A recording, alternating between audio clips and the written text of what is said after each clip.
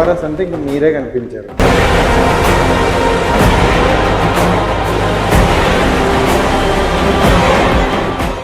అవి తీసుకొచ్చి ఇచ్చేసేవారు. జనాలు కూడా ఓఆర్ఎస్ఏ కాదు, ఓఆర్ అంటే వాంతులు విరోచనాలు అప్పుడు తీసుకుంటే అది విషంతో సమానం. వాంతులు విరోచనాలు అప్పుడు ఇస్తే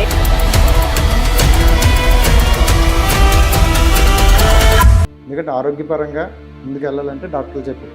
సో డాక్టర్లు ఇలా చెప్తున్నప్పుడు సో ఎవరి మాట వినాలంటే? స్టెతస్కోప్ పెట్టుకున్న వాళ్ళందరూ డాక్టర్లు కాదు, తెల్లకోట్ వేసుకున్న వాళ్ళందరూ డాక్టర్లు కాదు, డాక్టర్ అని పెట్టుకున్న వాళ్ళందరూ డాక్టర్ కాదు. నేను కార్డియాలజిస్ట్, ఎండోక్రైనాలజిస్ట్ అంటే కుదరదు. ఇండియాలో అది లేదు.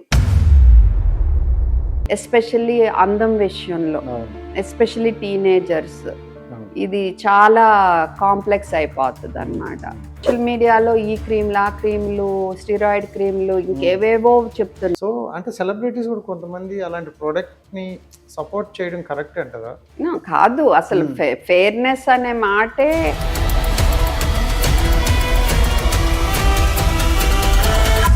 ఎవరు యాక్షన్ తీసుకోరు అంటే ఇప్పుడు అదే నాకు అర్థం కావట్లా. గవర్నమెంట్ యాక్షన్ ఎందుకు తీసుకోవటం లేదు ఇలా ప్రజలు మోసం చేసే వాళ్ళకి? ఆటిజం ఉన్న పిల్లల తల్లిదండ్రుల్ని ఆడుకుంటున్నారంటే ఆడుకుంటున్నారు. Hi ma'am. హలో. బాగున్నారా? Thank you so much ma'am. First of all your valuable time. చాలా రోజులకి అడుగుతుంటే ఈ రోజుకి వచ్చింది. అండ్ అదే జనరల్గా అంటారు, ఎవరైనా ఒక వ్యక్తి మీద పోరాడాలంటేనే గట్స్ ఉండాలంటారు. ఒక సంస్థ మీద పోరాడి సో అలసిపోయి విజయం సాధించారు. ఇప్పుడు దాని గురించి నేను ఎక్కువ అడగలేను, బట్ కొంచెం టచ్ చేసి వెళ్దాం. సో ఎలా ఉంది ఇప్పుడు దాని గురించి మొత్తం కంప్లీట్గా? ఇది కంప్లీట్గా ఇంకా ప్రాబ్లం అయితే సాల్వ్ అవ్వలేదు. లేయర్ మార్చేసి ఏదో నేమ్ మార్చేది, కొంచెం మార్చి మళ్ళీ అది మొత్తం జస్ట్ 2 లెటర్స్ మార్చారు. కాకపోతే తెలుగు స్టేట్స్ లో మనం తెచ్చిన అవేర్నెస్ వల్ల ప్రజలు అంత మోసపోకపోవచ్చు.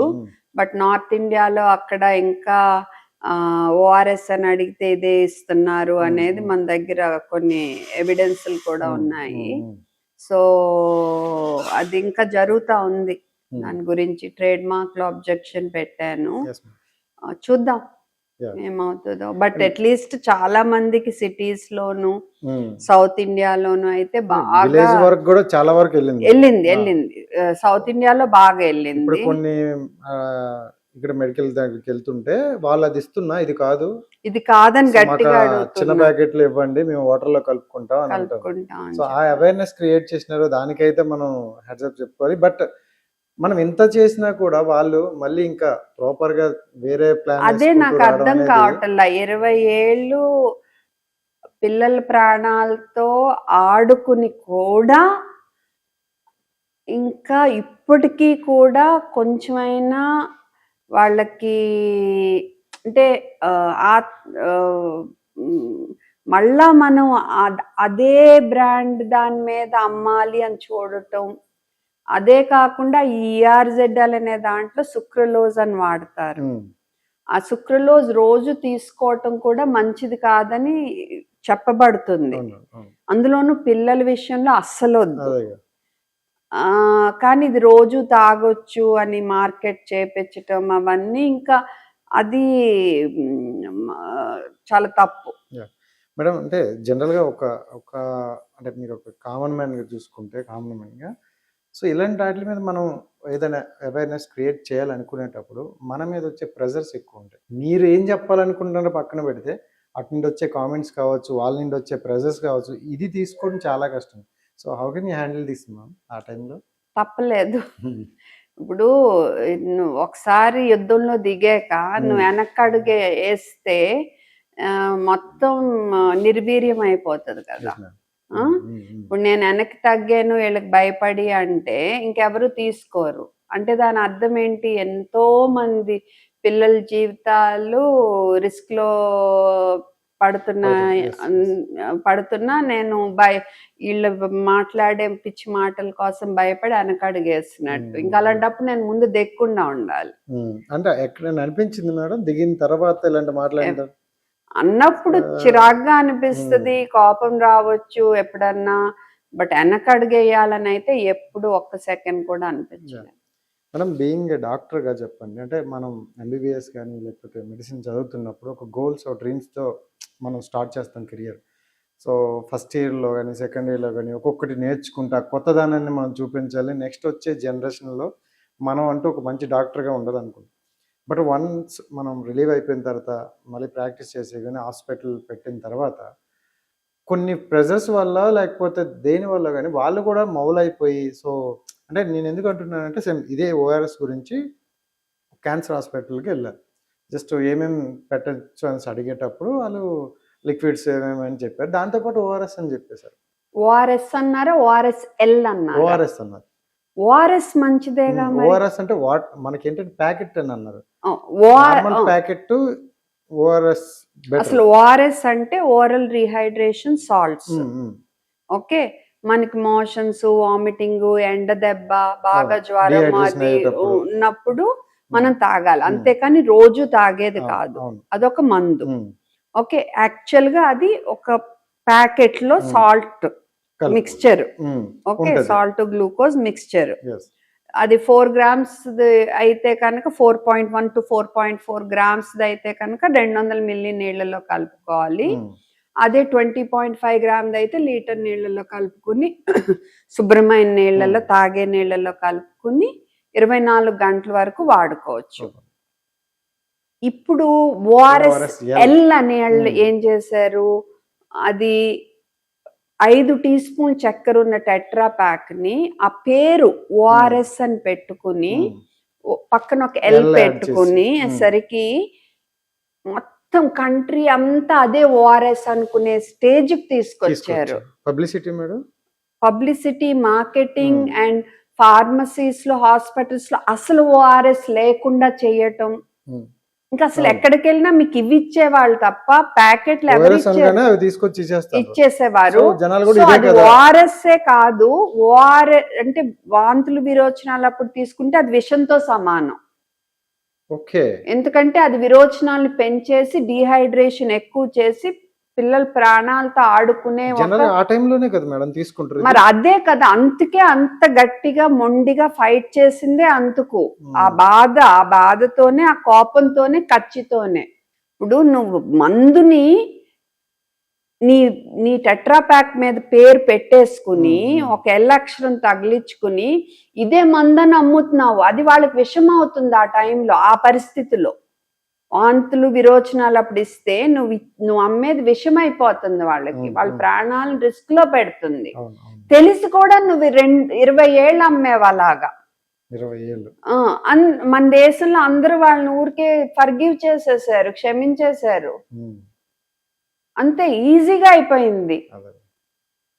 నథింగ్. జనరల్ ఇప్పుడు సోషల్ మీడియా చాలా పెద్దగా అయిపోయింది మేడం. అంటే ఏదైనా మనం అంటే హెల్త్ మీద కూడా చాలా మంది కేర్ తీసుకుంటారు, ఫుడ్ విషయంలో కానీ కాదు. బట్ కొంతమంది డాక్టర్లు అవేర్నెస్ కోసం వాళ్ళు ఓన్ వీడియోలు చేసి పెట్టడం ఉంది.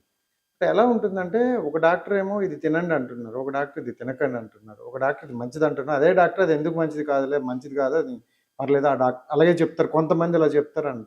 సో జనాల్లో ఒక కన్ఫ్యూజన్ క్రియేట్ చేసినారు మేడం. ఇప్పుడు అంటే ఎవరైనా చిన్నవాళ్ళ నుండి పెద్దవాళ్ళ వరకు ప్రతి ఒక్కరు డాక్టర్ చెప్పే మాట వింటారు, ఎందుకంటే ఆరోగ్యపరంగా ముందుకు వెళ్ళాలంటే డాక్టర్లు చెప్పారు. సో డాక్టర్లు ఇలా చెప్తున్నప్పుడు సో ఎవరి మాట వినాలంటారు? ఫస్ట్ ఆఫ్ ఆల్ మీరు సోషల్ మీడియాలో ఫాలో అయినప్పుడు స్టెథోస్కోప్ పెట్టుకున్న వాళ్ళందరూ డాక్టర్లు కాదు, తెల్లకోట్ వేసుకున్న వాళ్ళందరూ డాక్టర్లు కాదు, డాక్టర్ అని పెట్టుకున్న వాళ్ళందరూ డాక్టర్ కాదు. ఫస్ట్ ఓకే, కనీసం ఎంబీబీఎస్ పాస్ అయితేనే డాక్టర్. ఓకే, సరేనా? అండ్ ఇండియన్ గవర్నమెంట్ ప్రకారం ఆయుర్వేద, హోమియోపతి ఫినిష్ చేసిన వాళ్ళు డాక్టర్. ఓకే, అది మీ నమ్మకం బట్టి చూసుకోండి. ఆ 2 సబ్జెక్టుల్లోకి నేను వెళ్ళను. మోడర్న్ మెడిసిన్ అయితే డాక్టర్ అని పెట్టుకోవాలి అంటే ఎంబీబీఎస్ ఫినిష్ చేయాలి, కనీస డిగ్రీ. సో ఆ కనీస డిగ్రీ ఉందా లేదా ఫస్ట్ చూసుకోండి. 2, సోషల్ మీడియాలో ఉన్న డాక్టర్లు ఎండార్స్మెంట్స్, అడ్వర్టైజ్మెంట్స్, మిల్క్ మిక్స్లు, గమ్మీలు, స్కిన్ క్రీమ్లు ఇలాంటి వాటికి చేస్తున్నారంటే వాళ్ళకి దూరంగా ఉండటమే మంచిది. ఓకే. ఓకే, ఫుడ్ బ్రాండ్లు, ఆ ఫుడ్ బ్రాండ్, ఈ ఫుడ్ బ్రాండ్, ఇది మంచిది అది మంచిది అని అడ్వర్టైజ్మెంట్ చేస్తున్నారు అంటే వాళ్ళకి దూరంగా ఉండటం మంచిది. ఓకే, ఇంకో రకమైన మార్కెటింగ్ ఉంటుంది. ఇప్పుడు ఈ షారుఖ్ ఖాన్, అక్షయ్ కుమార్ వీళ్ళు దేనికి వస్తారు, పాన్ పరాగ్. ఓకే, కానీ వాళ్ళు మార్కెట్ చేసేది ఏంటి, ఒక్క పొడి కాదు. సో దాన్ని సరగేట్ మార్కెటింగ్ అంటారు. ఓకే, ఇప్పుడు కింగ్ ఫిషర్ ఉంది, అడ్వర్టైజ్మెంట్ లో ఏమో మినరల్ వాటర్ ఉంటుంది, కానీ యాక్చువల్ గా వాళ్ళు మార్కెట్ చేసేది ఏంటి, ఆల్కహాల్, సారాయి, బీర్. సో వీటిని ఏమంటారు, సరగేట్ మార్కెటింగ్ అంటారు. అంటే బ్రాండ్ నేమ్ ఏమో ఆ బీర్ది ఉంది, కానీ మనం అడ్వర్టైజ్మెంట్ లో మినరల్ వాటర్ చూపిస్తాం. సో అలా కొంతమంది ఏం చేస్తున్నారు, ఈ ఫార్ములా మిల్క్, నెస్లే కానీ డానోన్ కానీ, అంటే ఆప్టామిల్ వాళ్ళది బ్యాక్గ్రౌండ్ లో అది ఉంటుంది. ఇక్కడ మార్కెటింగ్ మట్టుకు వీళ్ళు చెప్పటం మట్టుకు తల్లిపాలు శ్రేయస్కరం, ఇవి స్టోరీలు చెప్తారు. ఇలాంటి వాళ్ళకి దూరంగా ఉండండి. Okay, first. రెండోది, డిగ్రీ చూసినప్పుడు ఇండియాలో ఒకటే అలౌడ్ స్పెషలైజేషన్. ఇప్పుడు నేను ఎండోక్రైనాలజిస్ట్, నేను ఇమ్యునాలజిస్ట్ అంటే కుదరదు, నేను కార్డియాలజిస్ట్, ఎండోక్రైనాలజిస్ట్ అంటే కుదరదు. ఇండియాలో అది లేదు, ఉంటది. అలా ఎవరన్నా రాసుకున్నారనుకో వాళ్ళకి దూరంగా ఉండండి. ఫంక్షనల్ మెడిసిన్ అనే డిగ్రీ లేదు మనకి.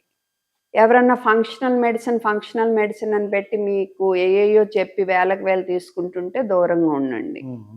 ఓకే, సో ఎక్కువ సప్లిమెంట్లు, అడ్వర్టైజ్మెంట్లు చేస్తున్నారంటే వాళ్ళకి దూరంగా ఉండండి.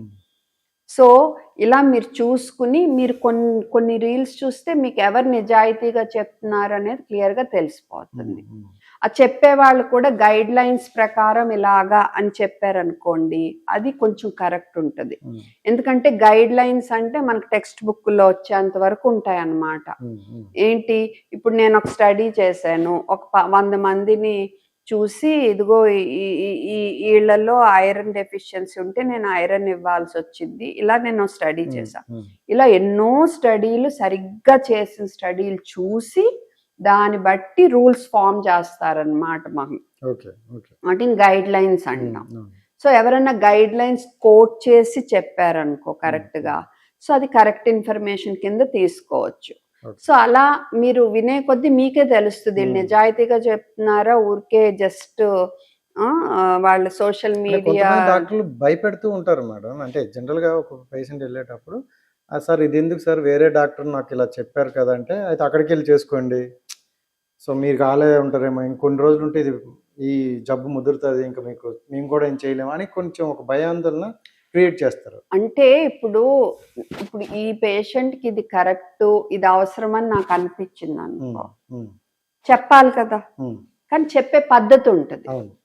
ఓకే, ఇప్పుడు అవతల, ఇప్పుడు నేను వీళ్ళు లేట్ చేస్తే ముదిరిపోతుంది జబ్బు, డేంజర్ అనుకో, మరి నేను చెప్పాలి కదా.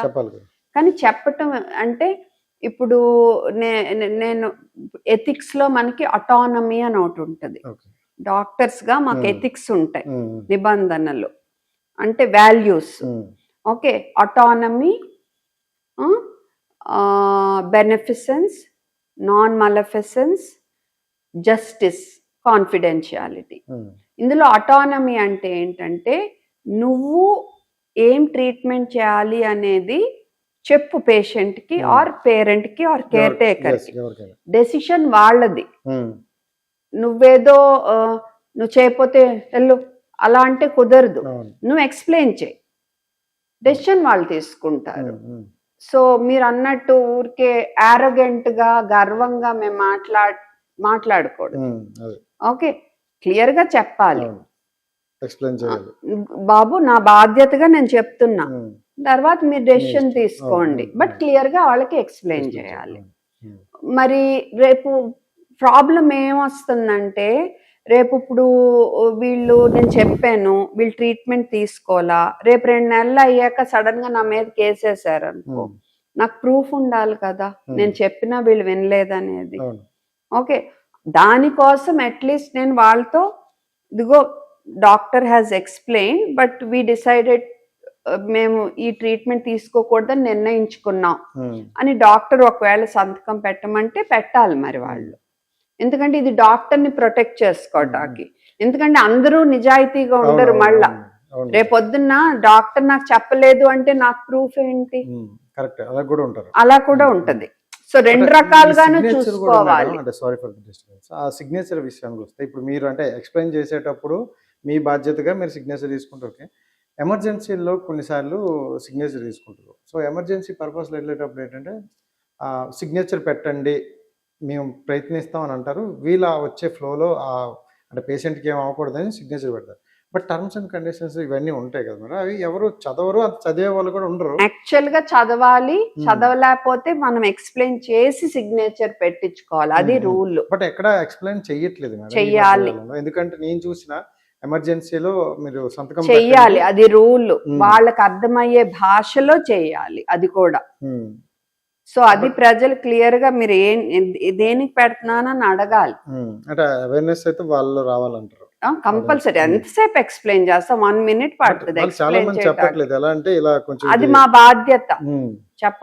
చెప్పపోవటం అనేది తప్పు, మా బాధ్యత చెప్పాలి. అది చాలా వరకు అయితే చెప్పట్లేదు కదా మేడం. చెప్పాలి.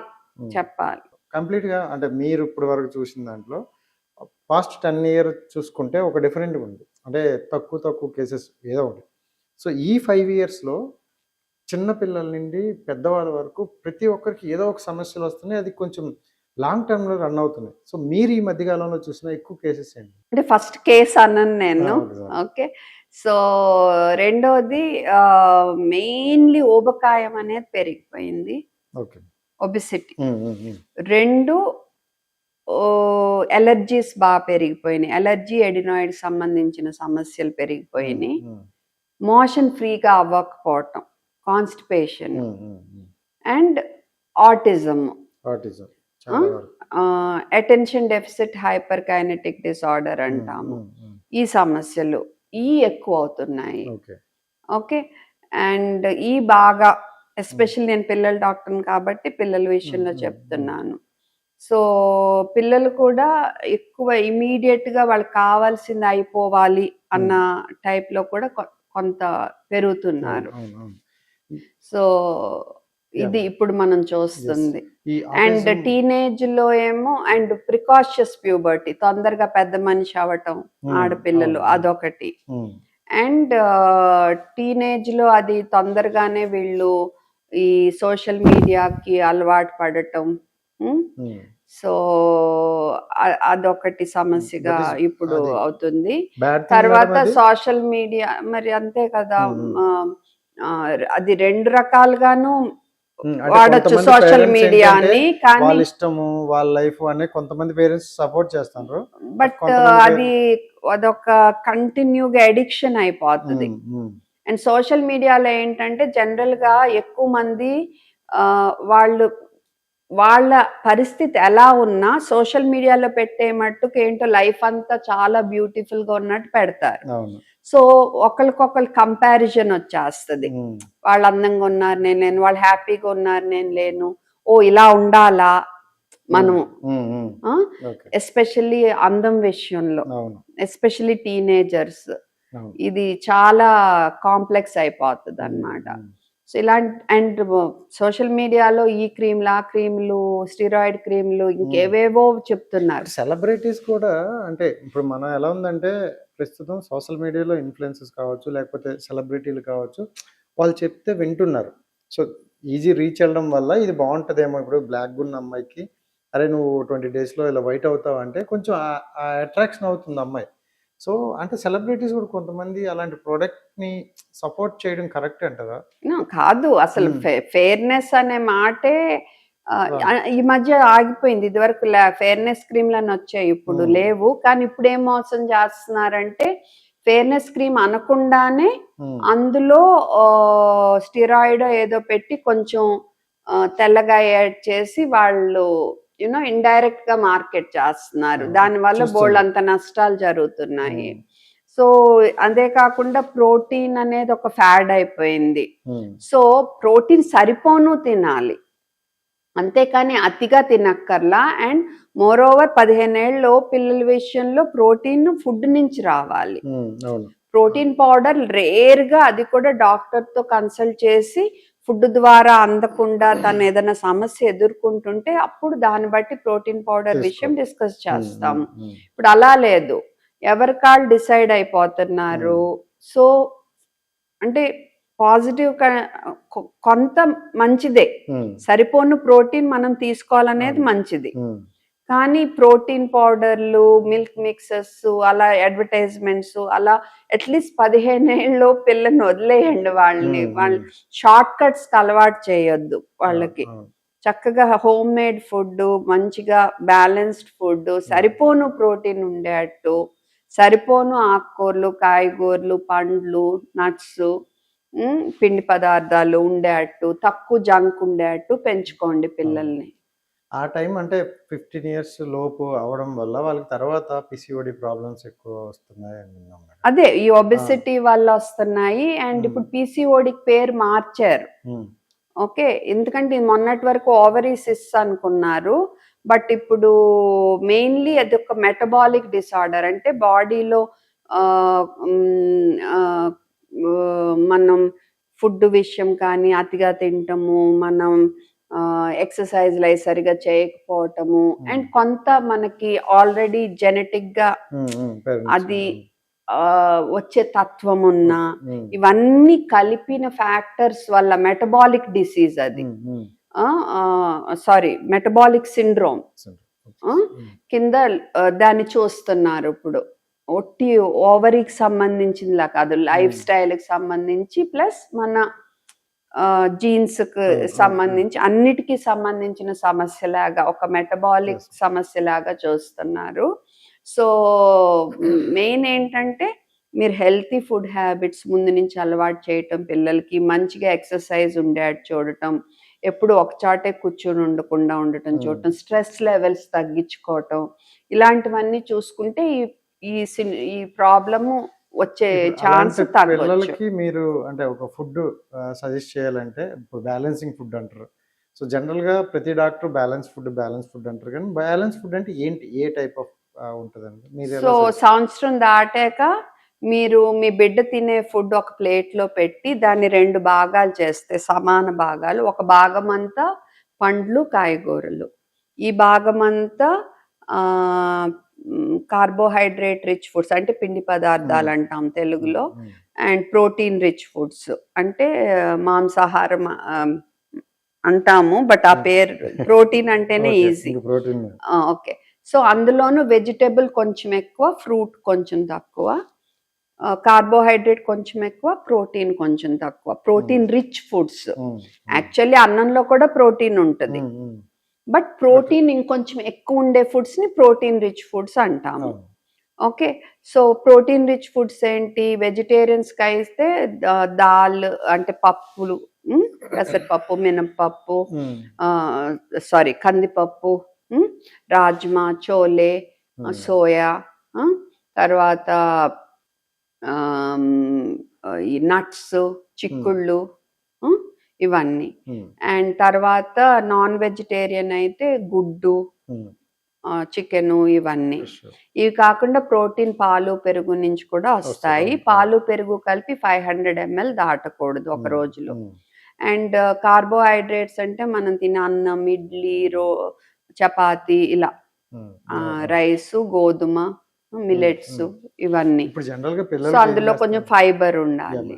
అండ్ ఫ్రూట్స్ ఇచ్చినప్పుడు ఒకే రకం ఫ్రూట్ కాకుండా ఆ సీజన్ తగినట్టు రకరకాల ఫ్రూట్స్ ఆ వారంలో కవర్ అయ్యేట్టు, అలాగే వెజిటేబుల్స్ కూడా కవర్ అయ్యేట్టు చూసుకుంటే, అండ్ ఫోర్స్ చేయకుండా వాళ్ళు సొంతగా తినేట్టు అలవాటు చేయాలి.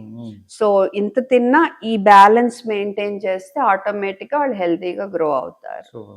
జనరల్గా కొంతమంది అడిగితే నువ్వు రైస్ అంటే కొంతమంది డాక్టర్లు ఏమన్నారు, రైస్ తగ్గించు, రైస్ తినకపోవడం మంచిదని కొంతమందికి అన్నారు.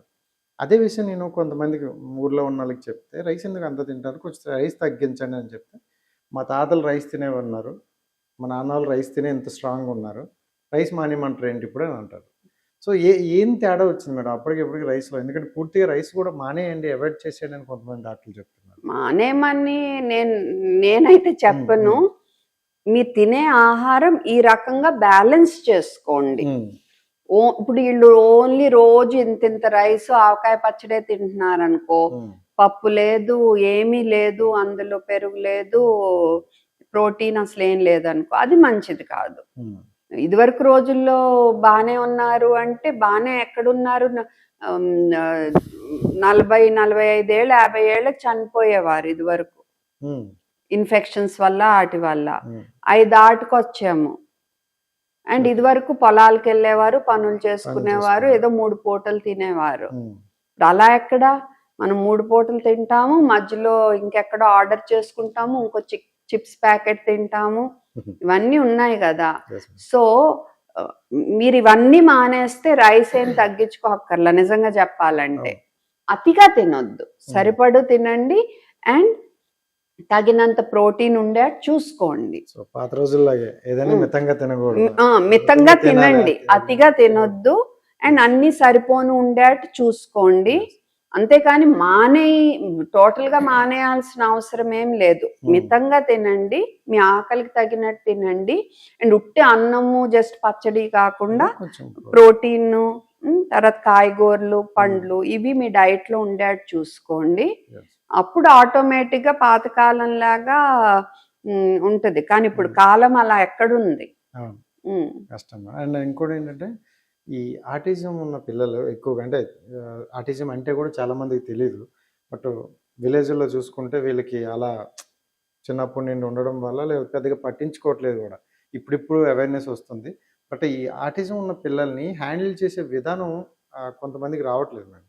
అంటే కొట్టేసి వీడు ఇంతేలే ఇంకెలాగే ఉంటాడు అనేసి వాడు పెరిగిన కొద్దీ ఇంకా అలానే ఉండిపోతున్నారు. సో అంటే సరైన సమయంలో వాడికి గైడెన్స్ ఇవ్వక అలా వదిలేస్తున్నారు. సో అలాంటి వాళ్ళకి ఏం చెప్తాను? ఫస్ట్ ఆఫ్ ఆల్ ఆటిజం అంటే ఏంటంటే, అది ఇప్పుడు ఆటిజం లేని వాళ్ళందరం ఒక రకంగా ఆలోచిస్తే మన బ్రెయిన్లో సిగ్నల్స్ ఒకలా ఉంటే వాళ్ళ బ్రెయిన్లో సిగ్నల్స్ కొంచెం డిఫరెంట్గా ఉంటాయి. ఓకే, సో వాళ్ళకి ఏంటంటే ఎక్కువ ఈ గబగబ కదిలేవి, ఇప్పుడు స్క్రీన్లో చూస్తాం కదా, టీవీలో బొమ్మలు, ఐప్యాడ్లు, సెల్ ఫోన్, అలా కదిలేవి, అవి ఇంట్రెస్ట్ ఉంటాయి. తర్వాత ఈ ఒకే రకంగా ఇప్పుడు కార్ని 10 సార్లు ఇలా ఇలా ఇలా అంటాం ఇష్టం వాడికి. ప్యాటర్న్స్ ఒకే రకంగా ఫాలో అవ్వటం ఇష్టం వాళ్ళకి, రొటీన్. ఓకే, తర్వాత రైమ్స్ ఇష్టపడతారు. ఇప్పుడు బాబా, బ్లాక్ షీప్, ఇలాంటి రైమ్స్. ఓకే, సో వాళ్ళకి మనం ఎందుకు వస్తుంది అంటే ఇప్పటికీ క్లియర్గా తెలీదు.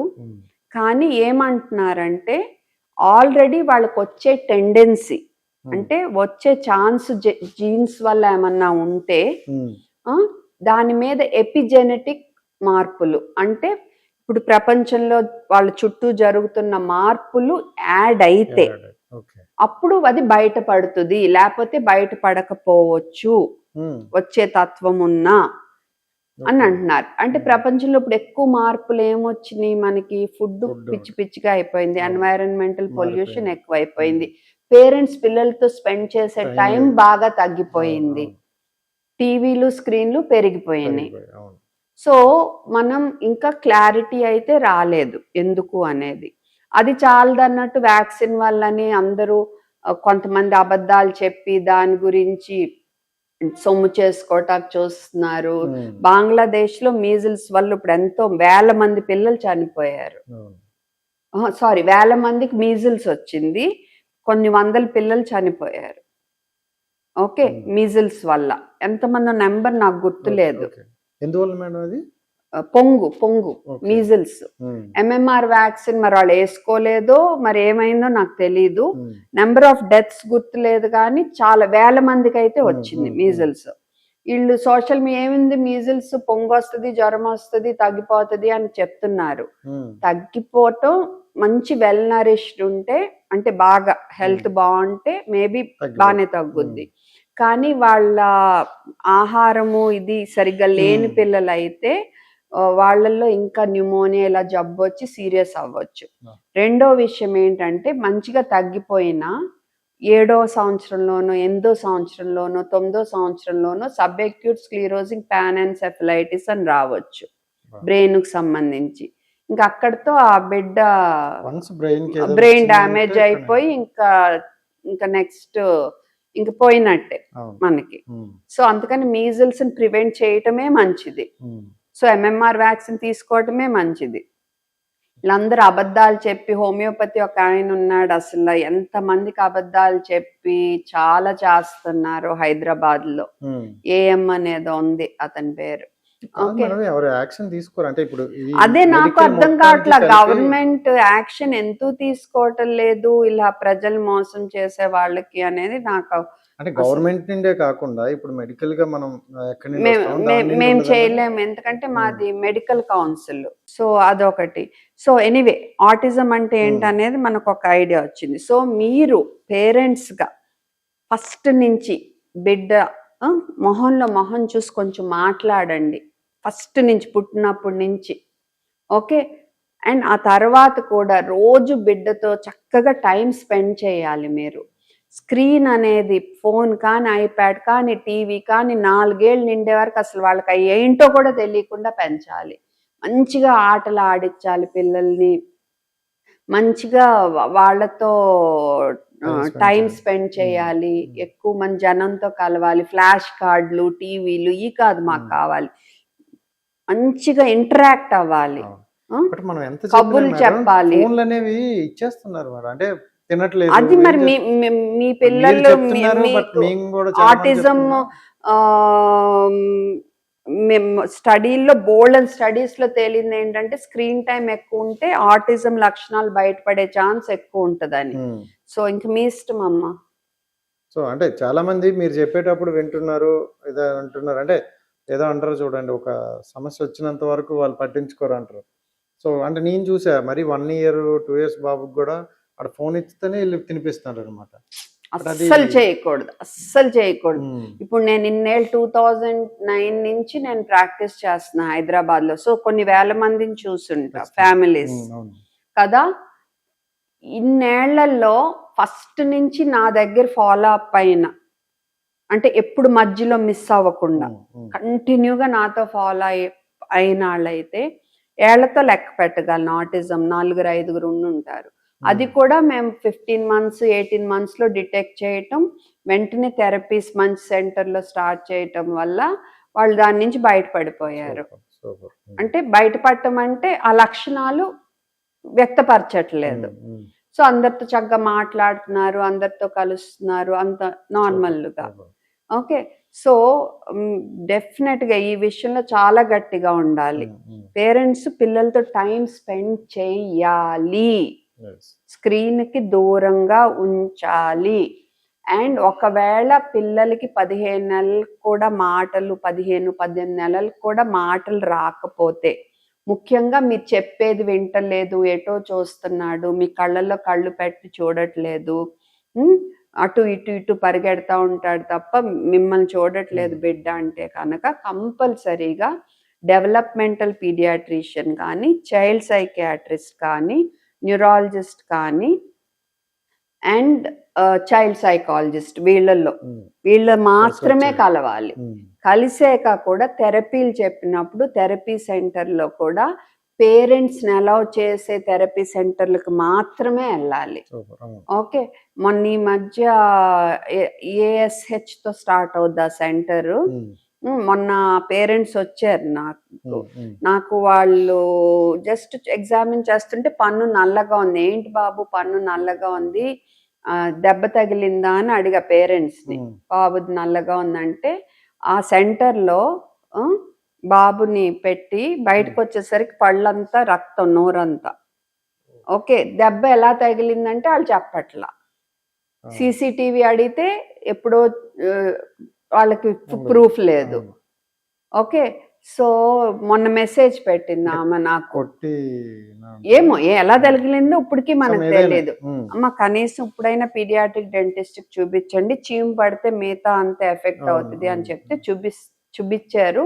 మళ్ళీ నాకు మెసేజ్ పెట్టారు వాళ్ళు, థ్యాంక్స్ మేడం, మీరు చెప్పకపోతే మేము చూపించుకునే వాళ్ళం కాదు, మీరు ప్లీజ్ పేరెంట్స్ అందరికి తెలియజేయండి, పేరెంట్స్ని అలౌ చేసే సెంటర్లోనే థెరపీ ఇప్పించమని ప్లీజ్ అని ఆమె మెసేజ్ పెట్టారు. ఇంకో పేరెంట్ డాక్టర్ ఎం అని స్టార్ట్ అవుద్ది వాళ్ళ సెంటర్. కొట్టేసరికి ఎవరు కొట్టారో తెలీదు, బిడ్డ బయటకు వచ్చేసరికి మొహం కమిలుంది. ఆ పేరెంట్ ఎలా అయిందంటే వాళ్ళు చెప్పరు, సీసీటీవీ చూపించమంటే చూపించరు, ఏదో కొన్ని రోజులకు చూపించారు, అది కూడా ఆ అబ్బాయి అక్కడ ఉన్న ఇది ఏదో డిలీట్ చేసి ఏదో చూపిస్తారు కదా. సో అది చివరికి పోలీసులతో ఫోన్ చేసి ఈ మదర్ని బెదిరించారు రివర్స్ లో. సో అలా ఉంటున్నారు. సో ఇవన్నీ చూస్తే చాలా నిరుత్సాహంగా, చాలా అంటే ఏంటి ఇంత ఘోరంగా ఉంటారా అని. అండ్ ఇందాక నేను చెప్పిన హోమియోపతి ఆ ఏఎం అనే ఆయన అసలు లక్షలు తీసుకుంటారు. మొన్న ఊరు నుంచి వచ్చారు ఒకళ్ళు, అసలు ఆ బిడ్డకు ఆటిజమే లేదు. కోవిడ్ టైంలో స్పీచ్ డిలే అయింది, మదర్ కి బిడ్డ ఆటిజం అని ఫిక్స్ అయిపోయారు మదర్ మైండ్ లో. సో ఈయన దగ్గరికి వెళ్తే లక్షలు అయినాయి ఖర్చు. చివరికి నా దగ్గరికి తీసుకొచ్చారు వాళ్ళు, అమ్మ ఆటిజమే లేదమ్మా అని చెప్తే పాప మా అమ్మ ఎంత ఏడ్చిందో అంటే రిలీఫ్ తో. మొన్న ఒక గుజరాత్ నుంచి ఫోన్ చేశారు నాకు, వాళ్ళు కూడా ఇలాగే చూసి మోసపోయి దగ్గరికి వెళ్ళి ఆ హోమియోపతి గుళ్ళు 1.5 లక్షలు ఎంతో ఖర్చు పెట్టారంట. దానివల్ల బిడ్డ నైట్ స్లీప్ కూడా డిస్టర్బ్ అయింది, అసలు ట్రీట్మెంట్ జరగల. సో వీళ్ళు ఏమనుకుంటారు, ఆటిజం అంటే వేసేసుకుంటే తీర్పొద్దని ఆ ప్రెషియస్ టైం 1.5 సంవత్సరాలు 2 సంవత్సరాలు 2.5 ఆ వయసు అప్పుడు మీరు థెరపీ మిస్ అయిపోతున్నారు. మిస్ అయిపోయేసరికి తర్వాత థెరపీ కష్టం అయిపోతుంది. సో మనకేంటి, బిడ్డ మంచిగా మాట్లాడాలి, అందరితో కలవాలి, మన ఏం అది ఈజీ అవుతుంది. సో ఇలా నష్టం అంటే వ్యాక్సిన్ వేయొద్దని రాంగ్ అడ్వైజ్ ఇస్తున్నారు, థెరపీలకు పంపకుండా వాళ్ళ టైం ప్రెషియస్ టైం వేస్ట్ చేస్తున్నారు, లక్షలు తీసుకుంటున్నారు. ఈ ఫంక్షనల్ మెడిసిన్ అని చెప్పి 1000 తీసుకుంటున్నారు, గట్ ప్రాబ్లం అని 1000 తీసుకుంటున్నారు. యాక్చువల్ గా స్టాండర్డ్ ఆఫ్ కేర్ అని ఒకటి ఉంటుంది, అంటే ఏంటంటే ఆల్రెడీ గైడ్ లైన్స్ లోకి వచ్చిన ట్రీట్మెంట్ మనం పాటించటం, అది ఓన్లీ థెరపీసే. ఓకే, ఇంక ఏవి ప్రోబయోటిక్స్ కానీ, ఫంక్షనల్ మెడిసిన్ కానీ, స్టెమ్ సెల్ థెరపీ కానీ, హోమియోపతి కానీ, తర్వాత ఇంకా ఏవి హైపర్బెరిక్ ఆక్సిజన్, ఇవేవి గైడ్ లైన్స్ లో లేవు. నువ్వేదన్నా రీసెర్చ్ చేస్తుంటే అప్పుడు ICMR రూల్స్ ప్రకారం నువ్వు ఫ్రీగా ఇవ్వాలి ట్రీట్మెంట్. ఏది పేరెంట్ తో ఇదిగో ఇది రీసెర్చ్ లో ఉంది, ప్రోబయోటిక్స్ గురించి కానీ ఫంక్షనల్ మెడిసిన్ గురించి కానీ ఇది రీసెర్చ్ స్టేజ్ లో ఉంది, మీరు మా రీసెర్చ్ ఒప్పుకుంటారా అంటే వాళ్ళు సంతకం పెడితే అప్పుడు వాళ్ళని ఎన్రోల్ చేసి వాళ్ళకి ఫ్రీగా ట్రీట్మెంట్ ఇవ్వాలి. వీళ్ళు అసలు ఏమీ లేవు. ఓకే, డబ్బులు తీసుకుంటున్నారు, పేరెంట్స్ ఏమో ఏదో ఎందుకంటే వాళ్ళు చాలా నిరుత్సాహంలో ఉంటారు కదా, ఎంత ప్రెషర్ లో ఉంటారు. అసలు వాళ్ళని విపరీతంగా ఎక్స్ప్లాయిట్ చేస్తున్నారు. ఆటిజం ఉన్న పిల్లల తల్లిదండ్రుల్ని ఆడుకుంటున్నారంటే ఆడుకుంటున్నారు. బట్ ఇది ఎక్కువగా ఇండియాలోనే జరుగుతుంది మేడం, ఎందుకంటే నాకు తెలిసిన మా ఫ్రెండ్ ఆస్ట్రేలియాలో ఉంది, చాలా కేర్ తీసుకుంటారు ఆటిజం ఉన్న పిల్లలకి, చాలా జాగ్రత్త. ఇలా ఆడుకోవటం ఇక్కడ ఎంత ఎక్స్ప్లాయిటేషన్ మరి నాకు తెలీదు, బట్ డెఫినెట్లీ వెస్టర్న్ కంట్రీస్ లో జరగదనే అనుకుంటున్నాను. ఇంత మోసమా అసలు ఇక్కడ, మోసం, పచ్చి మోసం అన్ని విషయాలు మేడం. ఒక్క దీని మీద అంటారు అన్ని అంటే ఇప్పుడు ప్రస్తుతం ఇది బాగా కనపడుతుంది. అది జనరల్ గా ORS మీరు స్టార్ట్ చేసిన తర్వాత ORS కి బ్రాండ్ అంబాసిడర్ అయిపోయినట్టు, అంటే మీ పేరు అంటే ORS అంటే ఇంకా మీరే కనిపించారు. సో అది అంటే ఆ ORS మీద మీరు ఫైట్ చేయడం మీ పర్సనల్ లైఫ్. ORS మీద కాదు, ORS కోసం, నిజమైన ORS కోసం, ORSL కి అగేన్స్ట్ గా, అలాగే ORS అని పేరు పెట్టుకున్న మిగతా కంపెనీస్ టెట్రాపాక్స్ కి అగేన్స్ట్ గా వెళ్ళడం వల్ల మీ లైఫ్ లో మీకు అది ప్లస్ అయిందా మైనస్ అయిందా అనుకుంటారు? ఎందుకంటే ఆ పోరాడిన మీరు కొన్ని నెలలు కూడా సరే ఇటువైపు కూడా మీరు అంత వర్క్ చేయలేకపోయారు, కంప్లీట్ గా అటువైపు వర్క్ ఎప్పుడు నెగ్లెక్ట్ చేయలేదు, ఎప్పుడు నెగ్లెక్ట్ చేయాల. నైట్ 9 అయినా 10 అయినా 11 అయినా అందరినీ చూస్తా, కానీ స్ట్రెస్, చాలా స్ట్రెస్ ఫేస్ చేసా. ఎంత స్ట్రెస్ లేకపోతే ఒక వీడియోలో మీరు ఏడ్చుకుంటూ ఒక చెప్పారనమాట, ఇంకా మీరు అయిపోతుంది, పిల్లల జీవితాలు పోతున్నాయి, ఒకసారి ఆలోచించండి అని కొంచెం చాలా ఎమోషనల్ గా చెప్పారు. మరి బాధ ఉంటది కదా, అందుకే కదా నేను వెనకడుగు అయింది. అండ్ ప్లస్ అయింది, ఎందుకంటే ఇది ఎంతమంది లైఫ్ సేవ్ అయినాయి, ఎంతమంది లైఫ్ సేవ్ అయినాయి, ఆ తృప్తి దేని వల్ల వస్తుంది? రోజు ఒక్క బిడ్డను చూస్తా, 2 బిడ్డలను చూస్తాను, 10 మందిని చూస్తే 20 మంది 30 మందిని చూస్తా. బట్ ఇప్పుడు నేను చేసింది అయితే ఎన్నో కోట్ల మంది ప్రజలకి హెల్ప్ అయిన ఇది, ఎన్నో సంవత్సరాలు ఇప్పుడు. సో డెఫినెట్ గా ప్లస్ ఎంతవరకు వెళ్ళిందో తెలియదు కానీ మేడం, మన తెలుగు రాష్ట్రాల్లో మాత్రం చాలా వరకు అవేర్నెస్ అయితే క్రియేట్ అయ్యింది. అవును అవును. సో విలేజ్ వరకు ఏదైనా ఒక ప్రోడక్ట్ కానీ ఒక వస్తువు కానీ విలేజ్ వరకు వెళ్ళిందంటే నాకు తెలిసి ఆ రాష్ట్రం మొత్తం వ్యాప్తించినట్టు. అవును, నేను చూసినంత వరకు విలేజ్ లో కూడా ఓఆర్ఎస్ అంటే ఇవి కాదు, మాకు ప్యాకెట్లు ఇవ్వండి అంటుంటే ఓకే, చాలా మంచిగా అనిపిస్తుంది కదా, ఓకే మారింది, కొంచెమైనా వచ్చింది అలా. నాకైతే చాలా బాగా అనిపిస్తుంది. మీకు అంటే మీరు అవేర్నెస్ క్రియేట్ చేసినప్పుడు మీకు వచ్చిన బెస్ట్ కాంప్లిమెంట్ ఏంటి, ద వర్స్ట్ కాంప్లిమెంట్ ఏంటి? వరస్ట్ అయితే వాళ్ళు ఎదుగో మిమ్మల్ని చంపేస్తారు, ఏయో మాట్లాడారు. తర్వాత బెస్ట్ అంటే ఎంతో మంది ఎన్నో అన్న, ఐ మీన్ లైక్ ఎంతో మంది చాలా సార్లు నా రూమ్ లో దే బ్రోక్ డౌన్, అంటే కళ్ళనీళ్ళు పెట్టుకున్నారు మమ్మల్ని. ఇంత అంటే పిల్లల లైఫ్ తో ఇంత ఆడుకుంటారా డాక్టర్, అసలు మాకు తెలీదు అని. మొన్న కూడా ఎయిర్పోర్ట్ లో ఒక ఆయన సడన్ గా నా వెనకాల పరిగెట్టుకొచ్చారు. అంటే మన సెలబ్రిటీస్ ని కలిసినప్పుడు ఎలాగా ఎక్సైట్మెంట్, మొహం అంతా రెడ్ గా అయిపోదు, అలాగా వచ్చి డాక్టర్ మీరే కదా doctor Shivaranjani, true celebrity doctor, మీరు చేసింది అసలు నేను జన్మలో మర్చిపోలేను అని చెప్పారనమాట. అలా చాలా మంది చెప్పారు నాకు. కానీ మేడం మీకు భయం లేదా?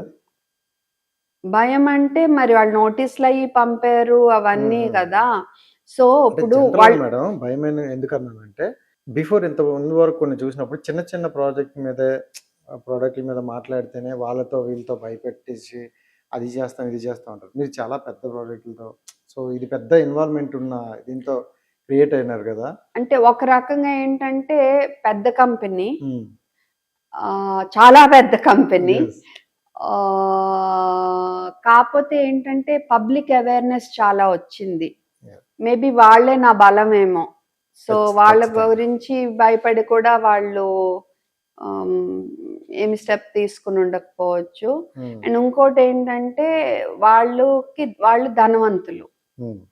ఓకే, సో నా మీద ఏమైనా కేసులు వేసినా మనకి ఓడిపోతే కట్టే అంత అసలు సమస్య లేదు. ఓకే, మనం చేయలేము. బట్ అయినా కానీ ఇది మటుకు జరగాల్సిందే. ఎందుకంటే ఇది పిల్లల ప్రాణాలతో, అంటే ఒక బిడ్డ 2 బిడ్డ కూడా కాదు, కోట్ల మంది పిల్లలు ఇండియాలో మోషన్స్ చనిపోయే వాళ్ళు ఎంతమంది ఉన్నారు. అది అలాంటిది నువ్వు ఇలా అసలు ఎలా చేయగలుగుతున్నావు అంటే బిజినెస్ లో కూడా కొన్ని ఎథిక్స్ ఉండాలి కదా. సో అక్కడ భయాన్ని తొక్కేసానో ఏమో నాకు తెలీదు. నేనైతే ఒకే టార్గెట్, ఇది వెళ్ళిపోవాలి జనాల్లో, కరెక్ట్ ఓఆర్ఎస్ అంటే ఏంటో వెళ్ళాలి. అండ్ ఈ మిస్లీడింగ్ మట్టుకు మార్కెట్ లో నుంచి వెళ్ళిపోవాలి. ఒక్క బిడ్డ ప్రాణం కూడా పోవటానికి మిస్లీడింగ్ బ్రాండింగ్ వల్ల పోకూడదని. అది కొంతమంది అడుగుతారు సోషల్ మీడియా ప్లస్ మైనస్ అని అంటారు. ఇలాంటి విషయాలు చూసేటప్పుడే సోషల్ మీడియా ప్లస్ అని అనిపిస్తుంది. నాకు చాలా ప్లస్, లేకపోతే అసలు ఇదే సాల్వ్ అయ్యేదే కాదు ప్రాబ్లం. నేను చేసుకున్నారు మేడం చాలా మంది అసలు, అంటే నేను ఫీల్ అయినట్టే ఫీల్ అయ్యారు. అది అంత బాగా వాళ్ళు సపోర్ట్ ఇవ్వబట్టి, ప్లస్ జర్నలిస్టులు, పాడ్కాస్టర్స్ అండ్ కొంతమంది డాక్టర్స్ ఆన్ సోషల్ మీడియా, వీళ్ళు సపోర్ట్. బట్ మాక్సిమం ప్రజల సపోర్ట్ లేకపోతే అయ్యేది కాదు, అస్సలు అయ్యేది కాదు.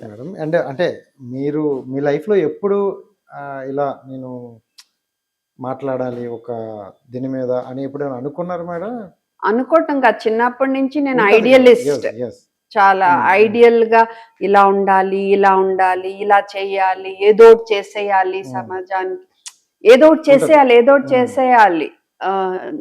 అండ్ ఎక్కడైనా తప్పు జరిగితే వెంటనే ముక్కుసూటిగా చెప్పటం, Super. దానివల్ల సమస్యల్లో పడటం, నేను ఇవన్నీ నాకు మామూలే. అలా కూడా పడ్డారా? కాలేజీల్లో, స్కూల్లో అన్ని డైరెక్ట్ టీచర్ కదా నాకు మార్కులు ఇవ్వరు, ప్రొఫెసర్ కదా నన్ను ఫెయిల్ చేస్తారని అలా ఏమో ఉండదు. అప్పుడు అది తప్పు అనిపిస్తే చెప్తా. అలాగే ఎవరికన్నా గబుక్కుని కష్టంగా ఉంటే వెంటనే సాయం చేసే తత్వం నాది. ఓకే, సో అలాంటిది మరి ఇంత పెద్ద సమస్యను ఊరికే ఎలా వదిలేస్తాను? అండ్ సోషల్ మీడియా నాకు ఒక అవకాశం ఇచ్చింది దీన్ని గట్టిగా చేయటానికి. సో మనం ఏదైనా సమస్య సాల్వ్ చేయాలనుకున్నప్పుడు అన్ని ఆప్షన్స్ చూసుకోవాలి. సో అన్ని ఆప్షన్స్ చూసుకున్నా, గవర్నమెంట్కి రాయటం కానీ, కేసు వేయటం కానీ, సోషల్ మీడియా కానీ, సో అన్ని కలిపి బట్ మ్యాక్సిమం అయితే సోషల్ మీడియా హెల్ప్ చేసింది. ప్రూఫ్స్ కూడా కలెక్ట్ చేసి అవి కూడా సోషల్ మీడియాలో పెట్టాను. ఇంకా తప్పలేదు వాళ్ళకి ఆర్డర్ ఇవ్వటం. ఈ ప్రూఫ్స్ అనేవి మనం అంటే వన్స్ మనకు వాళ్ళకి సబ్మిట్ చేశాక సోషల్ మీడియాలో పెట్టకూడదు అంటారు, మీకు ఓకే? నేను అనేది కోర్టులో సబ్మిట్ చేసిన ప్రూఫ్స్ కాదు, బట్ మోర్ ఓవర్ ఈ జస్ట్ ప్రజలు వెళ్ళి ఓఆర్ఎస్ అడిగితే వాళ్ళు ఓఆర్ఎస్ ఇవ్వటం, ఆ వీడియోస్ అదేముంది నేను పెట్టవచ్చు. మీకు పంపించారా మేడం ఎవరైనా ఇలా? అదే అంటున్నా, ప్రజల సపోర్ట్. బయట వాళ్ళు బయటపడకపోయినా వెనక డిఎంలో నాకు వీడియోలు పంపటం, ఇక్కడ ఇలా జరుగుతుంది, ఇక్కడ ఇలా జరుగుతుంది, ఇక్కడ ఇలా జరుగుతుంది, వీళ్ళందరూ చెప్పకపోతే నా ఒక్కదాని వల్ల అయ్యేది కాదు. Super, thank you madam. And future లో అలాంటి విషయాల మీద మీరు ఉంటారా? ఏదైనా కానీ నేను చేయగలిగినంత, నాకు తప్పు అనిపిస్తే నాకు ఒక ప్లాట్ఫామ్ ఉంది కాబట్టి నేను ధైర్యంగానే చెప్తాను. మీకు ఒక ప్లాట్ఫామ్ ఏంటి మేడం, మీతో పాటు 100 ప్లాట్ఫామ్ ఉన్నాయి. అదే. So thank you so much madam, your valuable time. And చాలా రోజుల నుండి ఈ మాట్లాడడం కోసం నేను వెయిట్ చేస్తున్నా. And thank you so much and wish all the best madam. Thank you.